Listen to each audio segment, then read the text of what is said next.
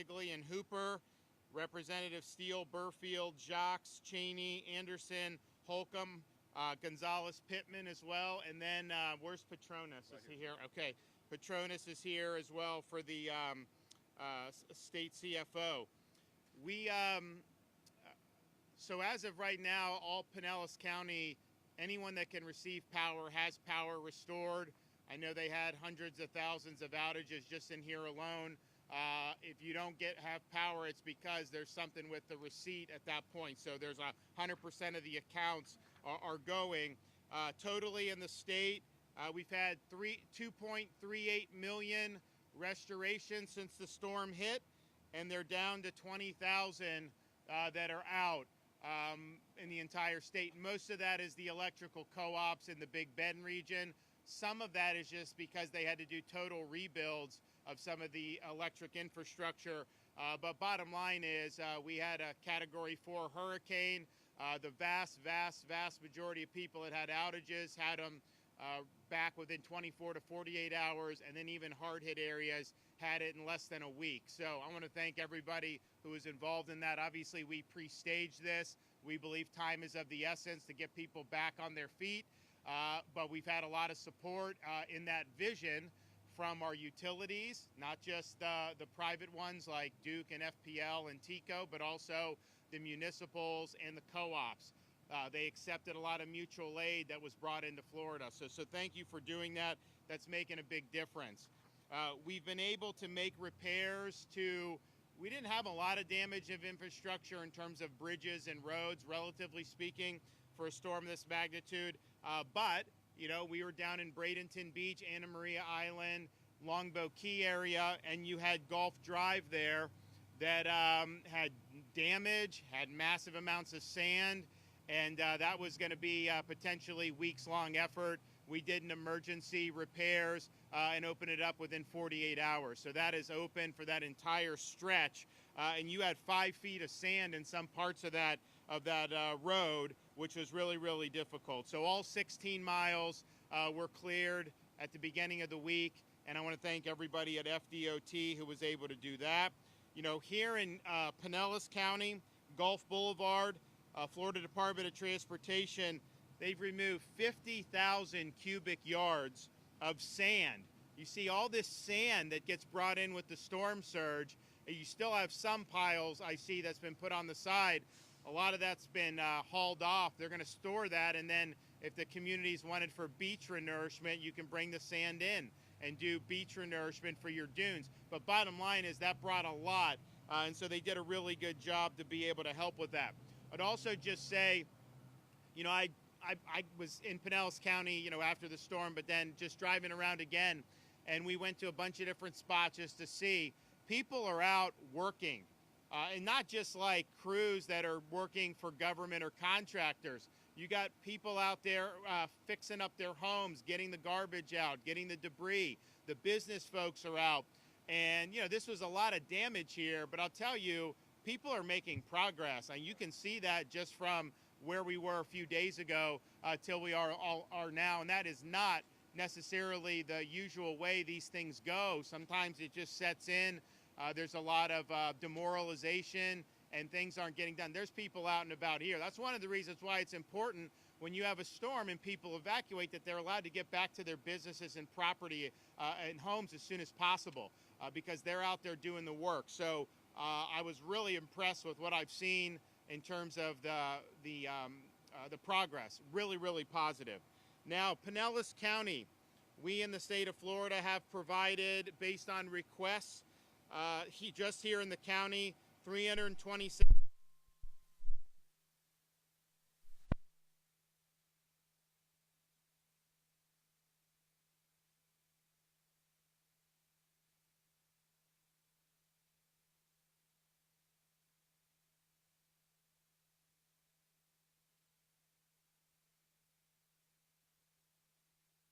Barbecue relief site in Pinellas Park. They make barbecue, they serve it for lunch. We've been up in the Big Bend with them. Great organization, they're doing a great job. Laundry services facility in Reddington Beach. 5 generators for lift stations and water treatment facilities in St. Pete. 3 vac trucks to pump floodwaters. 4 ambulance strike teams to support Pinellas County EMS, and power restoration of 4 hospitals and a hospice center. So we're happy to fulfill those missions. We'll continue to be offering support as new needs arise. Now, you have people back, people going to their property. There's a lot of things that are in flux right now. Just know, anybody out there that thinks they're going to take advantage of this situation, you got another thing coming to you. We are not going to tolerate any looting, any types of criminal activity on the backs of people that suffer damage on these storms. Obviously, we wouldn't accept it anyways, but we actually have even stronger enhanced penalties when people try to do this stuff on the heels of a major storm like this. So just understand, this is a law and order state. You don't want to try anything like this because you'll end up in the clutches of Johnny Law pretty soon. Got a couple of announcements. First, as you see behind me, we've got Walmart bringing a lot of donated supplies. So this truckload has cleaning and household supplies that can hand out to impacted residents in need, including work gloves, rakes, mold removal and prevention kits, toiletries, cleaning supplies, garbage bags, and more. In addition to that, the Division of Emergency Management as well as Volunteer Florida are coordinating with volunteer organizations to offer free muck and gut services for residents in the area.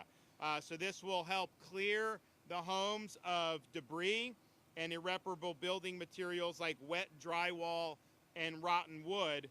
Those organizations here today include Team Rubicon and the United Methodist Committee on Disaster Relief.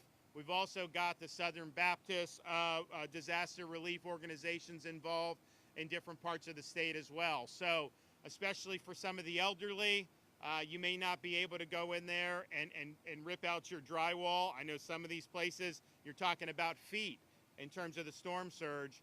These organizations will help. And we're also working on we started a program a couple years ago where we can purchase some of the supplies that you need to do things like this in bulk from places like Lowe's and Home Depot. A lot of times they'll give us a good deal. Sometimes they'll make donations, and then an Operation Rubicon can just have all that they need and then just go to work. So that's really, really important, and we're glad that they're doing that. Now, you have people that have had their homes rendered uninhabitable. Some homes in the storm have been totally wiped out, particularly in the Big Bend part of Florida. There were homes that made it through Idalia, even though that's where the storm made landfall back in 2023, and had almost no damage. Some of those same houses were totally wiped off the map. I mean, you go, there'd be like a concrete slab, nothing left. And so that may not be the case in every part of Florida, but certainly where the place made landfall. You also, though, have, when you have places like the Barrier Islands out here in Pinellas County, you got feet of storm surge. You are going to have to muck and gut the house. Even if it's not a total loss, you are going to be displaced for a certain period of time. So we believe, and have always believed, that when that happens, the last thing that homeowners and property owners need to be worried about is paying property taxes. So what we've done traditionally is I do an executive order to suspend it, and then we'd have the legislature come in and ratify it. More recently, we signed legislation that makes this something that is automatic, to where you do get your relief from property taxes when your home is rendered uninhabitable because of a natural disaster. So we are going to be doing that on the heels of Hurricane Helene. So I have directed the Florida Department of Revenue to reinforce and distribute guidance to property appraisers to prorate property taxes for homeowners who lost their residence to Hurricane Helene. And this is not just people whose entire residence was washed away. If you have things like muck and gut, we are going to have the guidance where you will qualify for that, and you can claim this refund. So to apply for a refund, a homeowner can submit an application for catastrophic event tax refund to their county property appraiser where the property is located.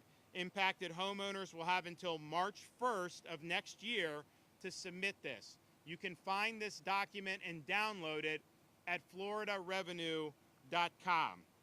But relief doesn't stop there. We also have several businesses up and down the Gulf Coast and Big Bend who were damaged, while long-term support will continue in the months ahead. Providing immediate relief is important now. So at my direction, Department of Revenue will be issuing emergency order to extend due dates for several state taxes like sales tax from October to November of this year for businesses located in FEMA-declared counties, including those located here in Pinellas County. We want businesses to focus on taking care of themselves, focus on rebuilding, not on sending money to the state government. We've got enough money. I mean, we've got big surpluses in Florida, so focus on your business, and we can punt that deadline into the future. Travel trailers. If you want a travel trailer, and there are some restrictions about where you can put it. I mean, we strive to have people be able to put it right on their property. That may not be allowed in every instance because of things beyond our control, but bottom line is if people have to rehab their homes, and it could take weeks or even months, you have a place where you can stay and you could work on property and get it done. So if you want to request a travel trailer, temporary travel trailer, you can call Hope Florida, 1-833-GET-HOPE, 1-833-GET-HOPE, and you can apply for a travel trailer. We've already brought hundreds of them and deployed them. I think we've got 1,500, 1,700 travel trailers just in the state program. You probably can qualify on this in FEMA. Problem is FEMA is not going to get you a travel trailer within a week of the storm. It's going to take probably many weeks for them to turn it around. We can turn it around a lot quicker, and that's what we're going to do. We do have Hope Florida buses in Dixie and Taylor counties. Dixie's at Horseshoe Beach and Suwannee, and then Taylor's at Steinhatchee Community Center.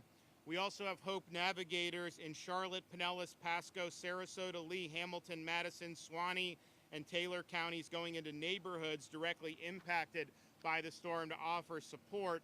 And again, Hope Florida is kind of the node for people to be put in contact with all these great groups like Operation Rubicon, Team Rubicon, like Operation Barbecue for Meals. All these things are going through our Activate Hope program. So it's a great thing to do. Get on there, let them know your needs, and I guarantee you somebody out there in the volunteer space wants to be helpful. We do have individual assistance, of course, approved for Pinellas and many other counties, and you can apply for that by going to the FEMA website, and that is federal, so that's not something that the state of Florida has any control over per se. We want them to be very quick on everything they're doing, but obviously I think if you look at how this response went, this was the prep and the immediate response, this was overwhelmingly state and local, and that's how we view it. We don't want to be waiting on the feds. We want to be able to lean in. Now, on individual assistance, when those get turned around, hopefully they do it very quickly, because I think that, sometimes you'll have programs and there'll be resources, but the bureaucracy can just grind it to almost a halt, and by the time people get whatever they're entitled to under the law, it's lost its effectiveness. What you can get in your pocket now is really going to make the most difference. Now, Florida Commerce has activated our Florida Small Business Loan Program. $15 million is available. It's a $50,000 up to zero interest loan, and there's not even a set repayment plan, so it's going to be very flexible. Not going to be very many deals you get that are probably better than that, so I'd urge you to do it if you need it. Even sole proprietors can do the $50,000 program, so if you want to apply, go to floridajobs.org /EBL, floridajobs.org /EBL. So far, Commerce has approved 55 emergency bridge loan applications, up to, which is a amount about $2.2 million. So we got a lot more to distribute, but they're turning those around very, very quickly. If you want to give to a charitable fund, we have the Florida Disaster Fund that has been activated. It's a tax-deductible contribution, floridadisasterfund.org. That will then use money to be able to assist as the needs arise. So, for example, we're using some of the Florida Disaster Fund to help some of the school teachers in the Big Bend. We did it with Ian. We did cops. We did all kinds of things. So whatever comes down the pike, Florida Disaster Fund can donate to an organization that's going to make a difference for people that need help.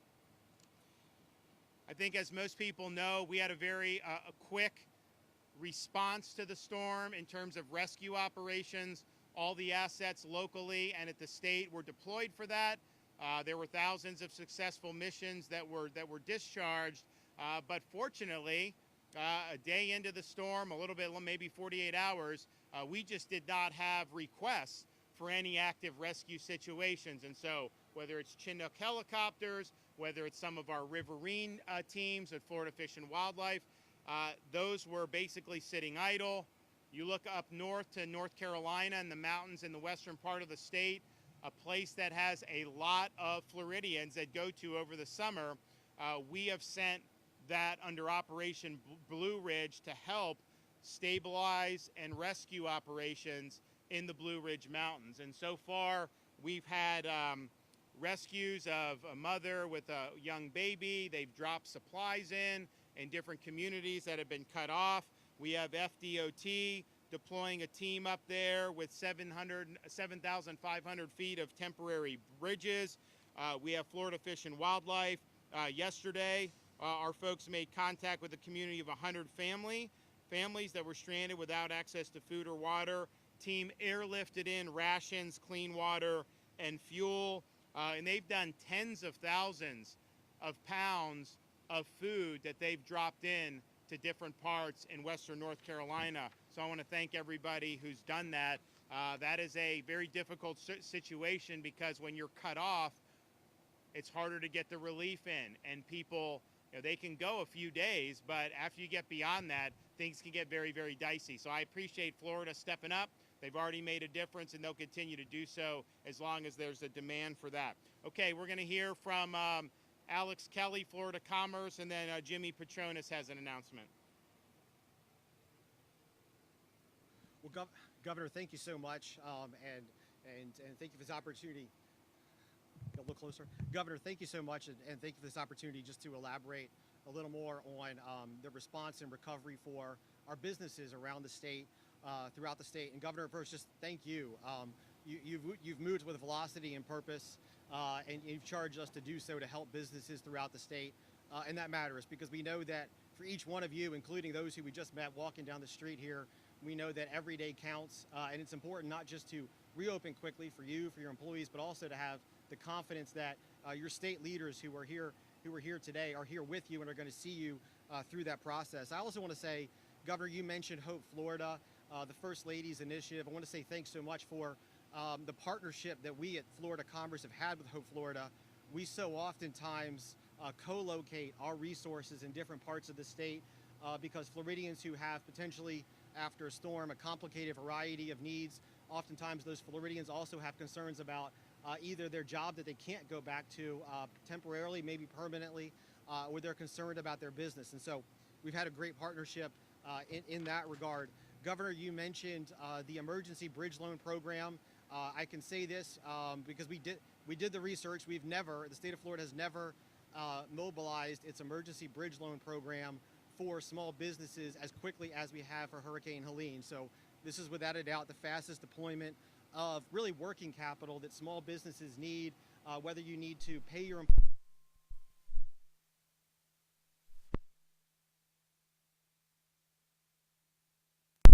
and having that working capital in the bank can give you some confidence to reopen.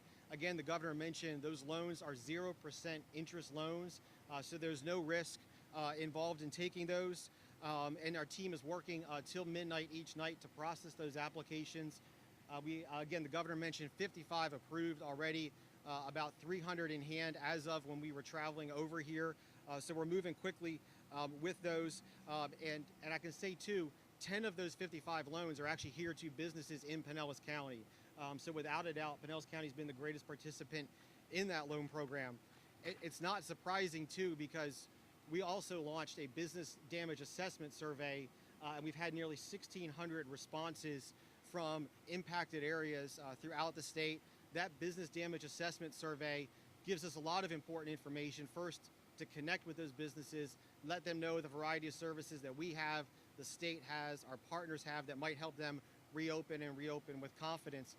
But likewise, that business damage assessment survey is used to determine the places that we need to be quickly, not just Florida Commerce, but all agencies, working with the governor, working with everybody here to determine really where those hot spots of need and priority need are.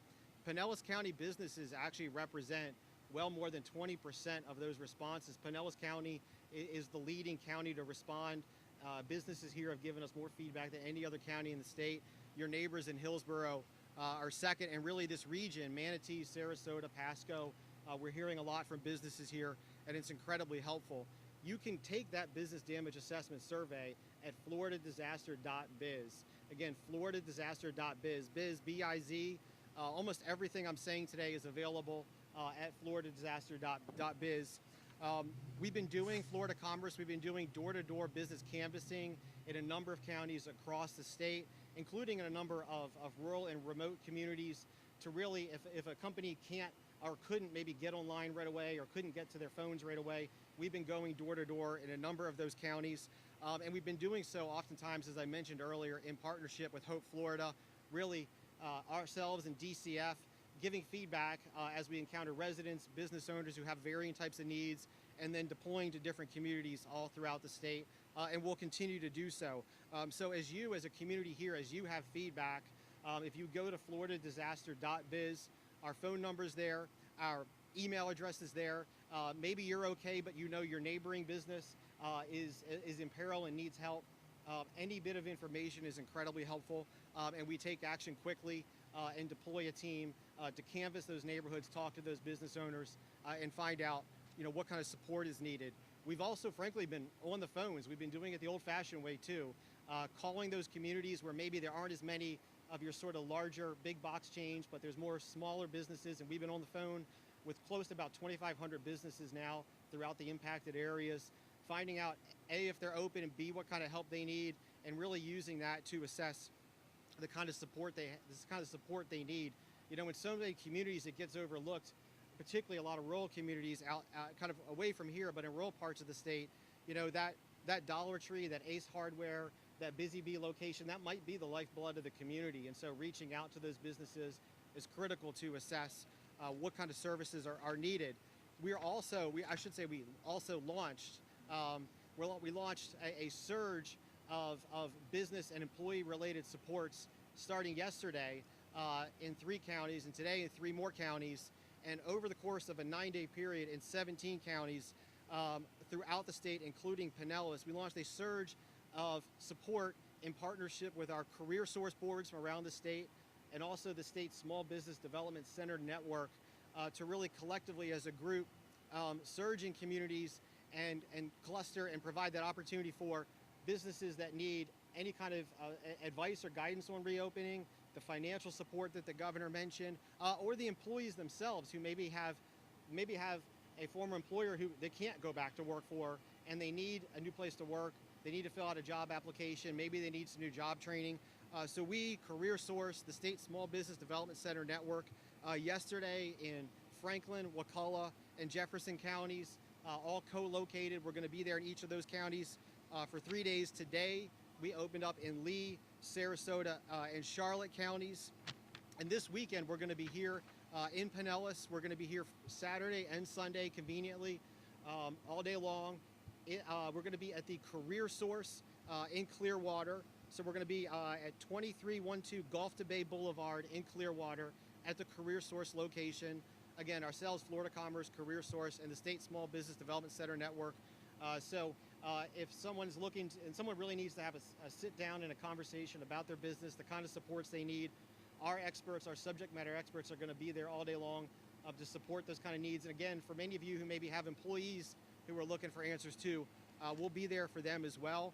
Again, all this information that I'm saying is on our website at floridadisaster.biz. And to that end, if you go to floridadisaster.biz, beyond the business damage assessment survey, again, there's also a link there to the emergency bridge loan program. We're also doing daily 2 p.m. every day private sector business calls.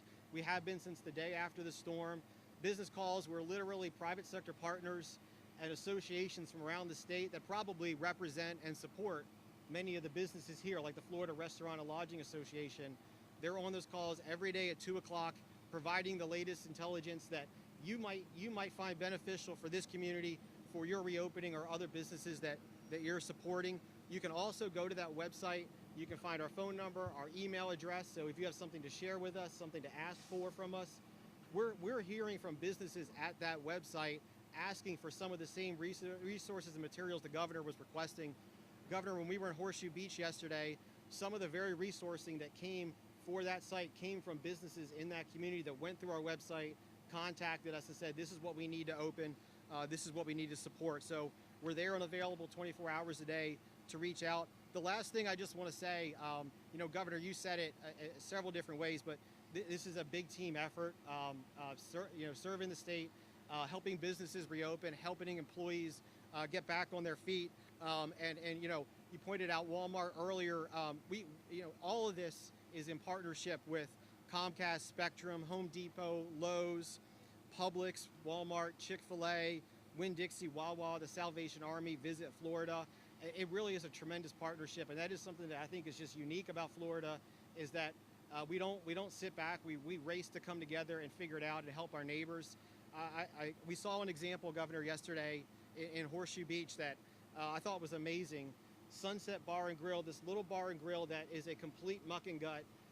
It's going to be a while before they get back on their feet, and nonetheless, in the middle of that, they pulled every resource they had, every bit of food they have, and they were serving food for all their neighbors in the community.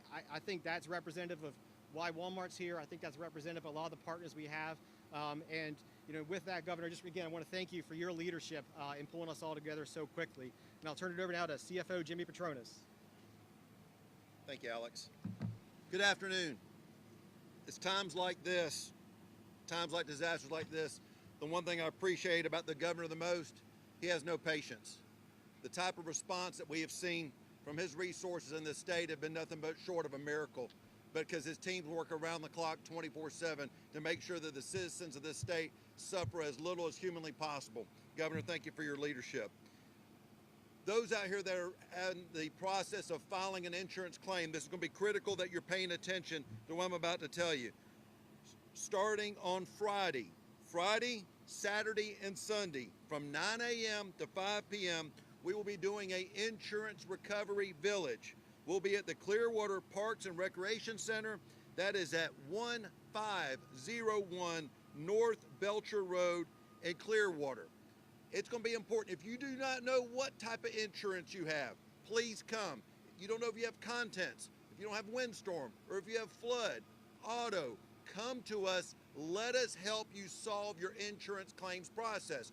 We'll have about 42 different insurance carriers there, and I've told the insurance carriers, if you are going to participate in our insurance village, you must write checks on site, okay? So what will happen is you will come up, your home is not stabilized, you're not stabilized, you have a claim that you have started, the insurance carrier will literally write you a check to get you stabilized. And I can't stress enough, you do not have to sign anything to get that check. You should not sign a single document from anybody that approaches your home. If somebody approaches your home and asks you to sign anything, politely tell them no. My law enforcement is in every single neighborhood in the affected areas of this state, running off the bad actors that are trying to get in between you and your insurance claim. This is what my office does. 1-877-MY-FLCFO. Call that number, but more importantly, if you're watching this and you've had effects from the storm, come to our insurance village in Clearwater Friday, Saturday, or Sunday. Bring whatever documentation you got. If you got photos on your phone, bring it. We're going to start the rebuilding process, and we're going to start that by getting money in your hands from your insurance carrier. Lastly, what I want to point out to you, this is a storm surge event. This was not as much a windstorm, but a storm surge. One of the threats that we're very concerned with is lithium-ion battery technologies. That's EVs, golf carts, scooters.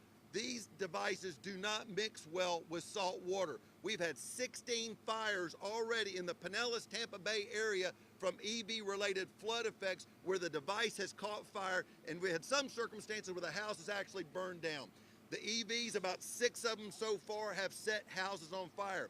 If you own an EV, if it did have flooding, the best thing you can do is call your insurance company and then have it towed away. The tow truck operators will have a safe place to take it while your claim is being settled. But what you don't want to risk is that lithium-ion battery product in your garage on charge, and now the power's turned back on. It creates what's called a thermal runaway. That means it will burn until it doesn't have any fuel left. You can't put it out with water.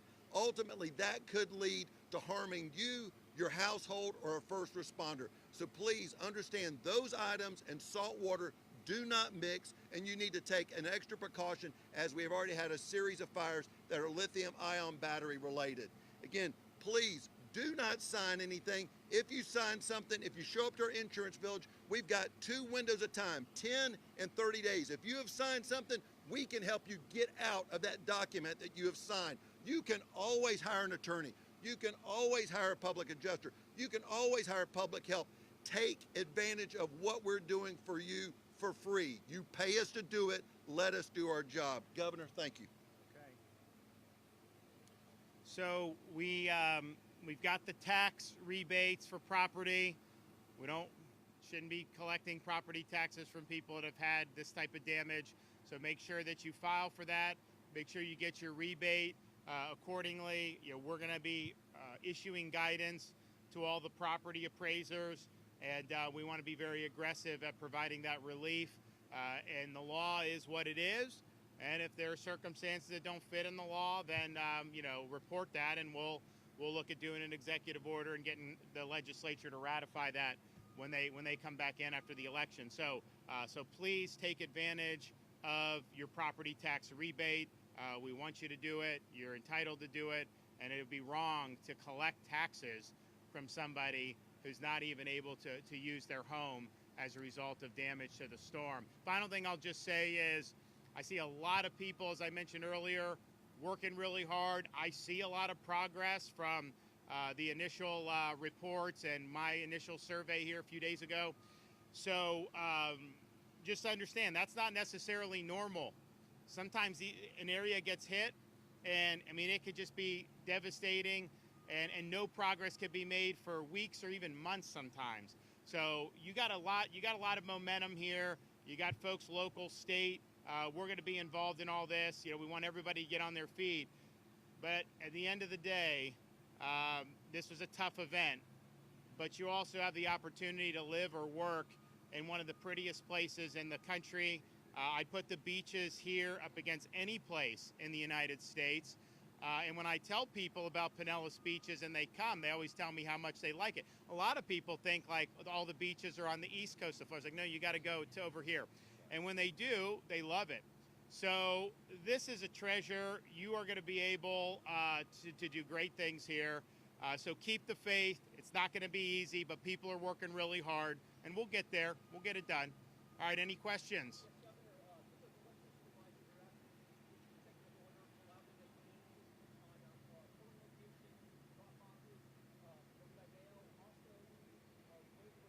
That they must hire, or that the election workers that work for them, poll workers, don't be registered in the county in which they would be working in. Your thoughts? So we'll look at all the different requests. When Ian hit in 2022, that was at the end of September. We had an election coming up in November, and we were able to make some accommodations. And so I think we will be doing something. The question is what? And I got to look, I got to vet it, but we're going to basically continue to be consistent with what we've done in past practice. And so I haven't looked at the specific request. I know Cord Bird will look and give me a recommendation. So you very well may see something done relatively soon if there is something that needs to be done. And I know some people think there are. So we're reviewing it. To getting these places back up and running, and is there a state lever that you can push to quicken things? Well, I think a lot of it is just there was a lot of damage, right? I mean, the storm. If you look at the Pinellas beaches, I don't think the storm got within 100 miles And so, as Jimmy said, it wasn't as much of a wind event as a water event. But then you look at where it made landfall as a Category 4, and I talked about some of the homes being totally obliterated, but there's like a 40, 50-mile stretch there where there's not that many homes relative. Here, you've got a lot of property. So there's just a lot of damage that was done. And when you're talking about rehabbing homes, muck and gut, that is something that just takes some time. So that's why we've got Team Rubicon. There they are right there. That's why we're bringing in supplies and buying supplies so that people are able to do this as quick as possible. But I do think that because it's a more populated area, there's a limited number of people. If you need to hire someone, there's a limited number of people that can do that. And so we just want to make sure people are able to get this done as quickly as possible. One of the things I'm concerned about is potentially these ports getting hung up. I think it's totally unacceptable to try to intentionally deprive people of the supplies they need to be able to rebuild their homes when they've been displaced at a natural disaster. We should be doing all we can. The federal government should be doing all they can to make sure all the supplies continue to come in here unabated. And there is the prospect of things that are critical for the rehabbing and recovery of here and other parts of Florida that may get hung up in some of this work stoppage. So now is not the time. You already have people that are reeling. You have people that are on their backs. Let's do everything we can to accelerate the relief. Make sure that they have the equipment. Make sure they have the supplies that they need to be able to rehab their properties and rebuild their homes.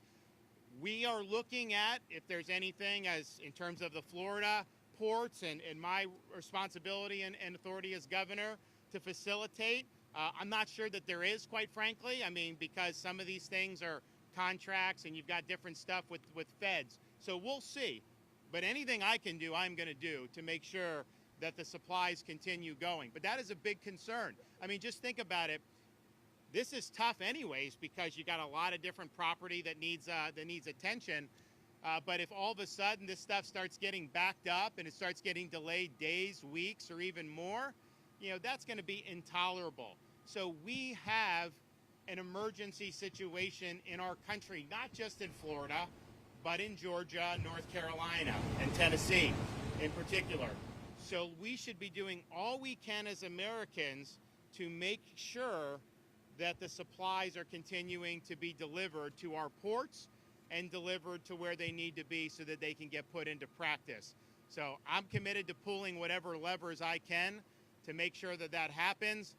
But I think it would be really, really bad luck for the Biden-Harris administration to allow supplies to just be sitting in the Atlantic Ocean, just on ships that are just idling, when you have people, not just here in Pinellas County, but up our entire Gulf Coast and Big Bend, who need it. So it is a concern. It's not something that will be good if they allow this to happen, and I'll do whatever I can to avert it.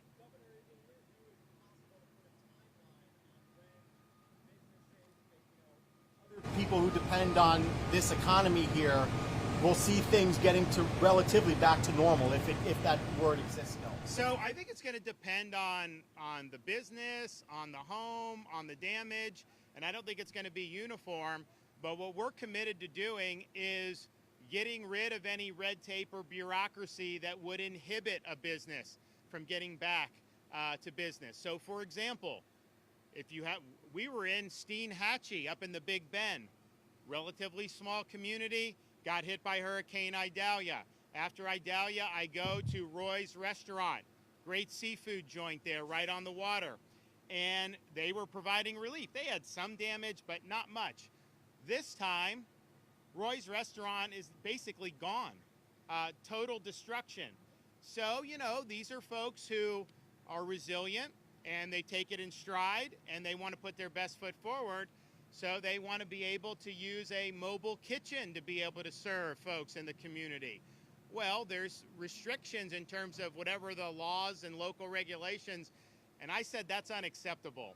Set up your mobile kitchen, set up your food truck, do whatever you need to do to get back on your feet, and so we'll clear whatever roadblocks are there under my emergency authority, and I know if we have to make legislative changes, you'll see that. But those are the types of things we want to do. So that will be, so they're going to get a food truck at Roy's. They're going to be cranking there. I mean, that's not 100% back because I got to rebuild the restaurant, but they're going to be able to generate revenue. It's going to be important for the community to have a landmark that's operating. So there's a whole bunch of different ways to kind of approach this. It may be incremental in some places, but I think the important thing is we've worked really hard to have a very quick response. Your local folks worked, the state agencies, and so you're in a position to be able to get this done sooner than in many other parts of the country you would have been. And so we're just going to keep pressing forward. Yes, sir.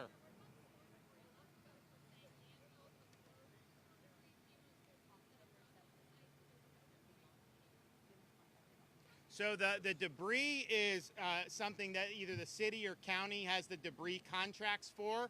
I think the dump sites are likely county managed. I'm not sure if that's true everywhere. I know it is in many places. And so we've stressed the importance of rapid debris removal. I'm seeing people are setting out their debris. I mean, massive amounts of debris. We want to get that off the street. First of all, if we have another event, then the debris is going to end up going everywhere. And we do have some weather brewing. People don't necessarily know what's going to happen, hasn't formed. Maybe it doesn't impact Florida. Maybe it's just some rain. Who knows? But we're still in hurricane season, and particularly the beginning of October is a time where there's high frequency. So we're not out of the woods with that. So I think the debris is a priority. What I've told Kevin Guthrie, our Division of Emergency Management Director, is obviously debris is a municipal county issue. They have contracts. We told them, make sure you have your contracts lined up. But if there are ways that we can be helpful from the state to accelerate, we want to be helpful. So for example, we are leading efforts in different parts of the state to remove the water debris. You have some places, you guys didn't have as many total washouts as you did in the Big Bend, but these homes just fell into the water, a lot of them, washed into the water, boats everywhere. So, that debris needs to be cleaned up, and the water debris is very challenging. So we're doing that. We're putting resources on for that, but the debris removal is something that's reimbursable. We've also utilized, and we probably could do something here, the low security, low risk inmates, Department of Corrections. They do prison labor anyways. So they're bringing them to do debris removal. The good thing about that is you can use that on private property, not just on public. There's bureaucracy involved with this debris. I mean, I become very well versed in this, unfortunately. But if there's a debris in the street, you can get it FEMA reimbursed. No, if you're in like a private community, then it becomes more of an issue, right, in terms of reimbursements. These guys can go in on private, and they can do it, and it's basically almost for free. So we're utilizing that. So I believe the debris is a priority. I told Kevin, lean in on the debris removal. He is doing that. But a lot of these sites are likely going to be sites that are going to be controlled by local. If there's any Department of Environmental Protection, I've told them I want you guys facilitating the removal of this debris. It's very important to do. First of all, you could have the businesses open if you have debris. It's just not good in terms of the overall mood.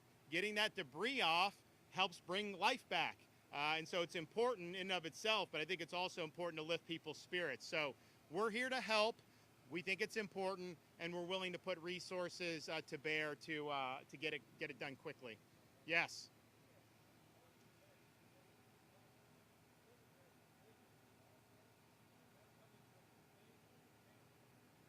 So the state is mandating that the county do it. We have statutory authority that we've done. We used to do executive orders to suspend it, and then the legislature would come in and pass a special bill to basically rebate it. But then we did, I think a year or two ago, we just did permanent now. You are entitled to get the property tax relief when you have a major event like this. It is, when it will be? Yeah, I think it will be. Yeah, it will be. So if you file by March 1st, it will be reflective. You will get a rebate based on this year's tax bill. So it's good. Okay, thanks everybody. Appreciate all the hard work.